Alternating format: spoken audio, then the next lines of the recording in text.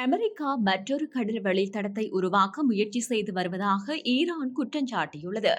அமெரிக்காவுடன் இறுதி உடன்படிக்கைக்கு வருவதற்கு முன்பு நடைபெறும் 60 நாள் பேச்சுவார்த்தைகளின் போது ஹார்முஸ் நீரிணை வழியாக கப்பல்கள் தடையின்றி செல்வதை உறுதி செய்வதற்கான ஏற்பாடுகளை செய்யும் பொறுப்பு புரிந்துணர்வு ஒப்பந்தத்தின் 5வது பிரிவின் கீழ் ஈரானுக்கு வழங்கப்பட்டுள்ளது. இதன்படி ஈரானுடன் ஒருங்கிணைக்காமல் எந்தவொரு கப்பலும் அந்த பகுதியை கடந்து செல்ல முடியாது என்று கூறப்படுகிறது. இவ்வாறானதொரு பின்னணியில் அமெரிக்கர்கள் மற்றொரு கடல் வழித்தடத்தை உருவாக்க முயற்சி செய்து வருவதாக ஈரானிய அதிகாரிகள் குற்றம் சாட்டியுள்ளனர். இந்த 60 நாள் பேச்சுவார்த்தைகளுக்கு பிறகு ஹார்முஸ் நீரிணையின் நிர்வாகத்தை நிரந்தர அடிப்படையில் இணைத்து ஒருங்கிணைப்பது குறித்து ஈரானும் ஓமானும் பேச்சுவார்த்தை நடாத்தி வருகின்றன.